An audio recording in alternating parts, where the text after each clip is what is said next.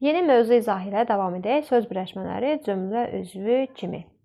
Söz birləşmələri birlikdə iki yerə ayrılır. İsmi birləşmələr və fe'li birləşmələr. Əsas tərəfi isim, sifət, say, əvəzlilik, fe'li sifətlə ifadə olunan birləşmələr ismi birləşmələr. Fe'li birləşmələr isə əsas tərəfi məsdər, fe'li sifət, fe'li bağlama ilə ifadə olunan birləşmələr isə olacaq fe'li birləşmə. Frazoloji birləşmələrdəki asılı əsas tərəfi olmur və bütövlükdə bir cümlə üzvü kimi götürülür və məcazi mənalı birləşmələrdir.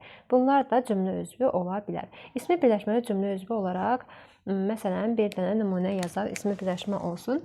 Məsələn, məktəbin həyəti. Məktəbin həyəti.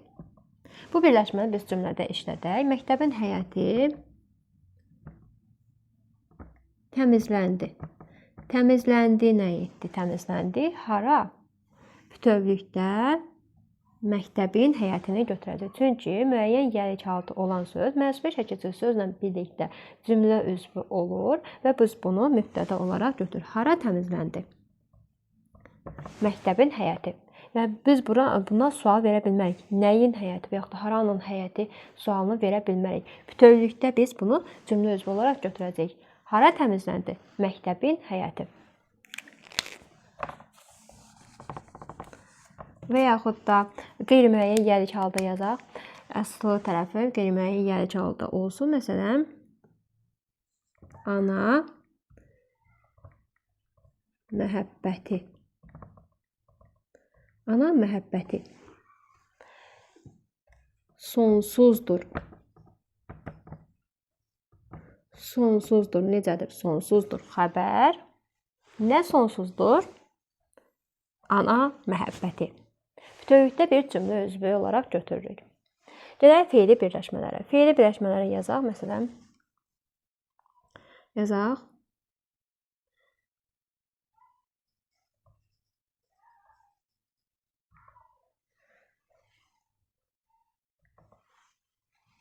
Dərslərini vaxtında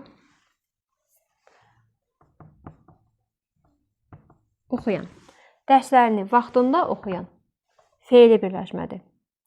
Əsas tərəfi fe'li sifətlə ifadə olunub. Bunu biz cümlədə işlətsək, dərslərini oxuyan şagirdlər, vaxtında oxuyan şagirdlər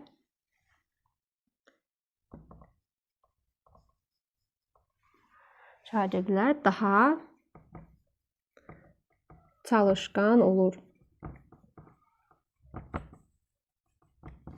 Necə olur? Çalışqan olur. Kim çalışqan olur? Şagirdlər. Hansı şagirdlər? Dərslərini vaxtında oxuyan. Bütövlükdə təyin olaraq götürəcəyik. Biz bunu sual verə bilmərik. Nəyi oxuyan? Və yaxud da nə zaman oxuyan? Bu sualları ayrı-ayrı verə bilmərik. Bütövlükdə bir suala cavab verir. Dərslərini vaxtında oxuyan. Şagirdlər daha çalışqan olur. Daha burada çünki köməkçilik hissəsidir. Bu cümlə üzvü olaraq təhlil olunmur. Və yaxud da başqa bir cümlə yazaq bura. Fe'li birləşmə olsun, amma cümlə üzvü olsun.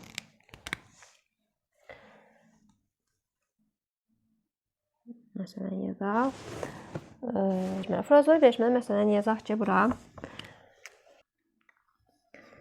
başa düşmək. Və yaxud da qulaq asmaq. Frazoloji birləşmələrdir. Bunları biz cümlədə işlədək. Məsələn, şagirdlər dərslərini başa düşdülər. Və yaxud da şagirdlər müəllimə diqqətlə qulaq asırlar. Yəni, bunlar frazoloji birləşmələrdir və bütövlükdə cümlə üzvü olaraq götürülür. Bəzi ismi birləşmələr var ki, asıl tərəfi say, sifət, əvəzlik və yaxud da fe'li sifətlə ifadə olunur. Bu zaman onları biz ayıracağıq amma. Baxaq indi. Silək. Aslı tərəfi, sifət, say, əvəzlik, fe'li sifətlə ifadə olunanda isə biz onları ayrı-ayrılıqda götürəcəyik. Məsələn, oxuyan şagirdlər. aslı tərəfi feili sifətlə ifadə olunub. Düzdür? Oxuyan şagirdlər. Aslı tərəfi feili sifətlə ifadə olunub, əsas tərəfi isimlə ifadə olunduğuna görə ismi birləşmədir. Biz bunu ayrı-ayrılıqda cümlə üzvü olaraq götürək. Oxuyan şagirdlər gəldilər. Gəldilər. Kimlər? Şagirdlər. Hansı şagirdlər? Oxuyan şagirdlər. Biz bunu bütövlükdə götürməyəcəyik. Çünki oxuyan sözü şagirdlər sözünü təyin edir. Təyin olaraq götürüləcək. Və yaxud da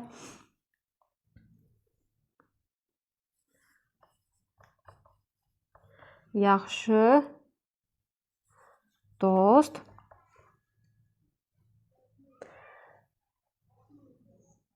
dost məsələn sözün düzünü deyir. Sözün düzünü deyər. Deyər nə edər? Nəyi deyər? Bütövlükdə götürəcək. Bunu tamamlıq sözün düzünü, çünki ismi birləşməli bütövlükdə götürəcək. Kim deyər? Dost. Necə dost? Yaxşı dost. Bütövlükdə götürməyəcək, ayrı-ayrı götürəcək. Yaxşı dost. Yəni yaxşı sözü dost sözünü təyin eləyir və cümlədə təyin vəzifəsində çıxış eləyir.